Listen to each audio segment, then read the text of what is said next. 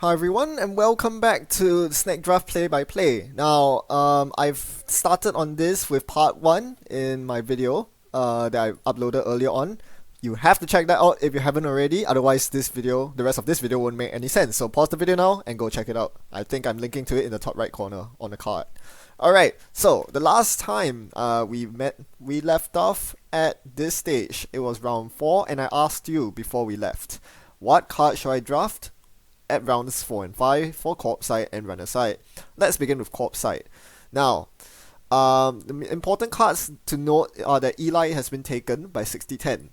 Even though I have complete dominion over the HB card pool, my Ice and Adonis campaign are still up for grabs amongst the rest, especially 60-10. The seat 6 is the player most likely to eat into my card pool, because if you look at his draft so far, this looks exactly like Astrobiotics from days past, and that used to run cards like Eli, Biotic Labor, and Architect. This is why I needed to snipe Biotic Labor early on. Now he takes the Eli, so I ask myself, what other good ice is there in HB? And obviously when you look at the most wanted list, you know the answer is Architect. Architect is arguably more important than Eli, especially for me. The thing with HB Ice is that they are not punishing at all, in the sense that most runners can safely face check them as long as they have clicks remaining. That's the big problem with HB Ice, and Architect really solved that because it gave HB the threat of a painful face check should the runner run in without any breakers. And even if they have all 3 clicks to click through Bioroids, they can't deal with Architect, which swings the game heavily in the corp's favor. This is why Architect is my prime choice for a pick at this stage. Not just because seat 6 might take it from me, but seats 1 and 2 could easily also go for Architect if they so choose. So this was a high priority card for me. It not only gave me some good ice to start out with, but it also boosts the power of the rest of my ice. In this format, where hidden information is a minimum for the corp, because everyone can see what you drafted, they know what's the contents of your deck for the most part, having a painful face check ice improves the value of the rest of your ice, because runners are much less likely to run aggressively against you for fear of face checking to Architect. So this is a very strong pick that boosts the power of the rest of the ice that I'll draft later on.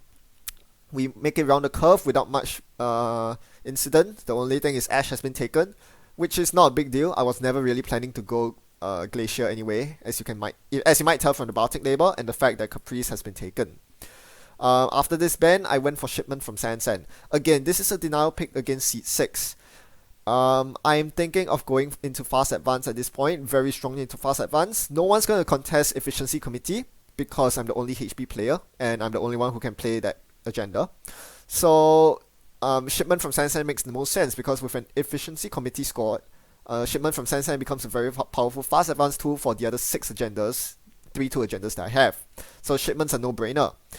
The reason I'm taking Shipment over other fast advance mechanisms that are still available, such as Jeeves Model Bioroids, is because you can fast advance with Shipment without Jeeves, but you cannot fast advance with Jeeves without Shipment. If I take Jeeves and seat 6 takes Shipment, Jeeves is useless. I can't fast advance with Jeeves. So that is the main concern here. Shipment's a very key card that synergizes with lots of HB cards, such as Jeeves Model Bioroids and Efficiency Committee, and also works in CI power shutdown combos, which is a possible route I could go into later on. Notice that I'm drafting, the way that I'm drafting so far with my first 5 picks leaves me very open in terms of options available. I'll talk about that more later, but Shipment at this point is a very solid pick, and it's my first out of faction pick. It's time to spend some influence. There's not much better I can spend my influence on than this very powerful Shipment from Sansan. What about the runner side? We started off with a couple of key cards taken away. Paperclip is now gone, as is Eater. I did intend to go Cipher Eater with Keyhole, but somehow the medium player decided to go for Eater as well. So this basically constrains my breaker options to the next best thing. With the AI breakers gone, with Parasite gone, I'll have to play the regular breaker suite, Anarch breaker suite. But that is not something I'm prioritizing for this pick. Going back to one of the concepts I discussed in the previous video, ordering your picks is very important. There's the leftward pick and the rightward pick, and the leftward pick covers few less ground. So I have to be very careful. If I draft a breaker here, is it very likely that any of the other four will draft a breaker? Seeds 2 and 1 are not likely to draft Anarch breakers. Seed 1 is clearly going for stealth breakers. Seed 2 has already drafted their AI breaker. They're probably not going to draft a standard breaker. They have bigger fish to fry. So drafting Corroder, Mimic, or Yogg at this point is rather redundant. I can save it for this draft instead, the round 5 draft. Instead, what I pick here should be something that Seed 2 might be eyeing at. Now that I've settled my R&D multi-access, my economy, I need to settle draw. Wildside has been taken, I better get in on the next best thing. This is why I went for I've Had Worse. I've Had Worse is a solid Anarch card that you see in almost every Anarch deck. There's no reason not to run it, and it gives me protection against Scorched Earth. Very nice bonus in this format. So I've Had Worse was quite an obvious choice here. So we make it around the curve without much incident as usual, and now it's time for me to pick my breaker. Again, Seed 6 seems to be the person that's contesting against me for everything. The one person who might use Corroder, Mimic, Yogg as a breaker suite is none other than the person that runs Desperado and Data Sucker. So I need to get in on the breaker suite before they get a chance at it. Of the three, I value Yogg the highest because I have Cipher. That allows me to break code gates for free, which is very, very important in this format, considering there's so many powerful code gates across all factions, and everyone's bound to get a piece of them. I need to have Yogg to get a piece of mine to avoid all those painful face check code gates. So Yogg was a very clear decision for me here. Because, not to mention that amongst all three breaker types, the code gate one is the one where there's no good substitute. Black Orchestra is way too expensive. For Corroder, I can substitute it with Nerfer or Morningstar. Mimic, I can substitute with MK Ultra. So I have options on both sides, but for Yogg, there is no good alternative. Hence, I needed to snipe Yogg right here. Let's move on to the next round. Corpse side first. After picking Shipment, the rest of the picks were not very notable, but Adonis does get sniped up by Seed 7, who went for a Blue Sun Adonis combo. So this basically means that I can't really play big money HB. I'm forced to play small money HB with lots of small money cards such as Shipment from Sansan, Lateral Growth, and Advanced Assembly Lines. What do you think I should play? What do you think I should pick in these two slots? Pause the video if you need to think about it. I'll review my answer shortly. So as I alluded to earlier, my first 5 picks were very generic. These can fit in a lot of archetypes and a lot of identities. I could obviously go for ETF Fast Advance, but another very viable option is Next Design Rush. I have the perfect agendas to rush because they're never advanceable. I just have to spam lots of Enderun Ice, which I can do with Next Ice, and it looks like a very solid strategy. I am able to close out the game with a Biotic Labor. So Next Design is definitely on my mind, considering that I don't really need the influence, as is CI. As I said, CI is actually really strong, because even if you don't play CI 7, the standard combo in one turn combo deck, you can still play something like Hasty CI, or you can play, just regular Fast Advance, but in CI instead of ETF. Both are equal. All options are equally viable. They have good economy engines. You can get all the ice you want because no one's contesting the ice. But one thing's for sure, at this point they kind of diverge. If I'm going for CI, I need to start taking combo pieces like Accelerated Diagnostics, Hasty Relocation. If I'm going Next Design, I need to start staking my hole in the Next Ice, as well as some of the basic ice like Vanilla, like Quandary. These are very important ice for Next Design to have. You want a critical mass of good Enderun ice, so I need to start picking small ice. If I'm going ETF with Advanced Assembly Lines and Jeeves, I need to start picking the Jeeves, picking the Advanced Assembly Lines, and this basically holds me into ETF. Jeeves isn't very good outside of ETF, as is especially Advanced Assembly Lines as well. So basically my point here is that from this point on, my strategy becomes very clear, and at this point, once I start crystallizing my strategy, I need to pick the cards that are my single point of weakness. So I want to go for the ETF route, but if I start picking cards like Jeeves, Lateral Growth, Efficiency Committee, and then someone hate drafts ETF against me, I'm in a very bad position, because all my cards are designed to work with ETF in mind, and suddenly having such an important economy card pulled from underneath me will cost me my draft. Therefore, it is in my best interest to actually shore up my single point of weakness by drafting ETF. This is a very, very defensive draft, and in most scenarios is probably not the right call, given that I have monopoly over the HB card pool. However, I'm playing it safe here, and even though this means that I might concede some of the cards that I wanted that are in high demand, at least I can guarantee that I'll have a solid deck that goes according to my plan if I draft the ID first, because the ID is just way too powerful.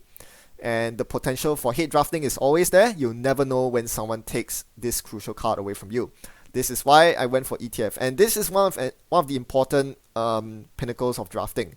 Oftentimes, it's a balance between shoring up your single point of weakness versus tactically taking cards that you think other people are going to draft very soon.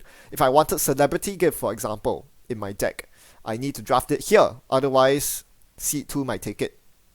So you have to ask yourself, do you want to try to jump the queue and try to get your hands on the juicy cards, or do you want to shore up your weakest point? And in this scenario, given that I was very far ahead, being the only one in this faction, I decided to stay safe and pick the solid cards, ETF.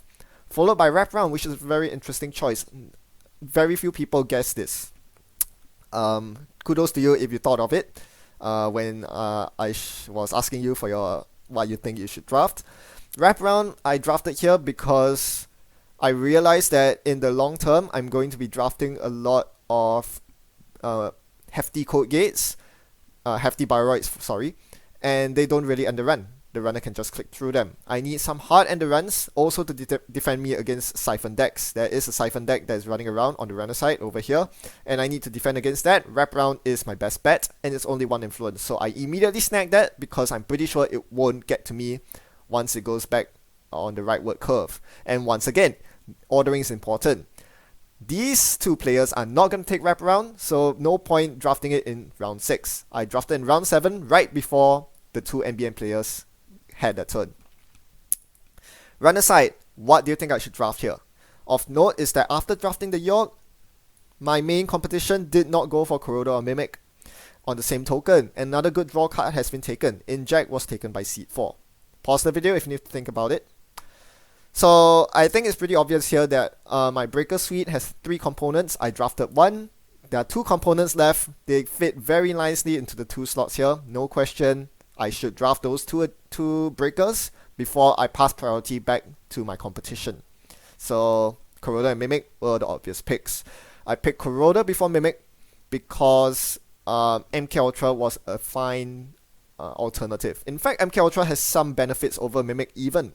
I can always discard it in my bin if I don't need to install it right there and then, saving me a click, and more importantly, allowing me to run with greater impunity against destroyers. Whereas with Mimic, I need to pre-install it. I don't have the safety of it in my bin, and yeah. But whereas Corroder, the next best alternative is Netrunner, and Netrunner is quite substantially worse than Corroder, so I had to go for Corroder here.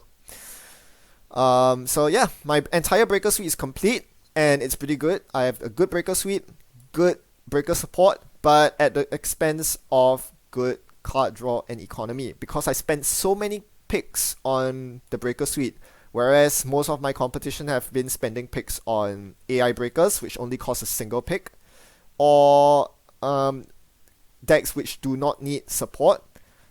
This is a very good example. You don't really need to draft support for an Ether rig. So a lot of other players were able to spend more picks on basic cards like Dirty Laundry, same old thing. You look at 6010, he managed to get Desperado, Security Testing, Turning Wheel. A lot of basic cards have been drafted, and I'm in a very worrying position because all I have is Lucky Find. But there's not. I'll end the guessing game here. We have actually completed the draft, and there's not much that I need to explain for the rest of the draft. So I'm just going to show you the rest of the draft here. So after drafting Mimic, I went for money. Liberator accounts was huge, and Wizard, which is more money for trashing assets. And then I went for Deuce's Wild, which surprisingly no one took. With Deuce's Wild in my bag, I can then go for a prepaid event-based economy suite. Unfortunately, I don't have Levy to recur all these economy cards, nor do I have Trope. I really wanted Trope, but Noise got there first. So I'll have to make do with what I have. Instead, I'm going to use Page Piper Frantic Coding, and we'll see how that combo works out. Hopefully, it's a very makeshift Anarch SMC, but it should get me my breakers in decent time. And act as pseudo card draw as well. Of important note is that one of the biggest weaknesses with this Cipher, York, Corroder, Mimic setup is that without Parasite, I will completely lose to any decks that run stack Code Gate. So stack DNA Trackers, stack Archangels, these are really bad. I can only get past the first Code Gate, not the second. So I need to have some form of pumping up my breaker strength, which is why I have Net Ready Ice and Ice Carver. Further to that, I'm also running Ice Destruction in the form of Knifed and Forked, so I can get rid of high strength ice that's in my way. Knife is especially important. Even though Corroder can take care of ice of all strengths, my economy suite is particularly poor, and there are lots of corps out there that have drafted big barriers like Hive, Spiderweb, Eli. These are ice that I do not want to repeatedly break, hence Knife is incredibly crucial right here. I think my runner draft is okay. It leaves a bit to be desired, but well, given that I made a big mistake of drafting Cipher first, I shouldn't be too displeased with myself. My corp side draft, on the other hand, looks really good. After going for the wraparound, I started securing the Fairchilds 3 and 2. Now, I think not many people, if at all, from my draft realized this, but one very important intention in my draft was that going for York on the runner side meant that I had monopoly on the best decoder to deal with high strength multi-sub code gates. With York out of the equation, suddenly Fairchild 2 and 3 look a lot better. So not only do I have the best ice in the Fairchildren, but I also have the best solution denied from the rest of the group. The rest of the group is going to have a hell of a time dealing with my Fairchildren. So this is a very amazing part of my deck. The fact that my runner and corp drafts were very synergistic in that sense. I also drafted Clot in my runner draft, so that I didn't have to draft CVS in my corp draft. I didn't want to spend the deck slots on that. And yeah, this allows me to fast advance with impunity. So this is what I really love about my corp draft. The fact that my runner draft was very good support for this corp draft to dominate. I hope this corp does really well. I also drafted a few more win conditions outside of Baltic Labor and Shipment. As mentioned, G's was an important part of my strategy, which I picked up pretty early on, followed by Subliminal, Lateral Growth, because they combo with Shipment from Sansan to give me an extra click from Jeeves. And finally, Clones Are Not People, a very interesting win con and a way to spend my influence. I felt that the best way to spend my influence was to give me an odd number of points, the 7th point I need to win. Typically, I would score 3 3-2s, or 3 2-point agendas, and I'll be stuck at 6 points. But with clones, that can push me to the 7th point for the victory. And finally, more painful face check in the form of Brainstorm. So yeah, a very well-rounded corp draft, I think. We'll see how this plays out. I'll keep you updated on how our round robin goes. But till then, hopefully you've enjoyed this snack draft so far. I'll be doing more with Team UK as time goes on, because this is a very fun format. I hope you've enjoyed this as much as I have. It's a very intriguing format, and there's lots of decision points to be made, and you really can't evaluate cards the same way as you do in normal Netrunner. Fairchild 2 is a mediocre card at best in regular Netrunner, but its value is greatly inflated in Snack Draft, especially when you consider that only one of the 8 players has access to York, and that one is none other than me. So yeah, thanks for watching and happy net running. Goodbye.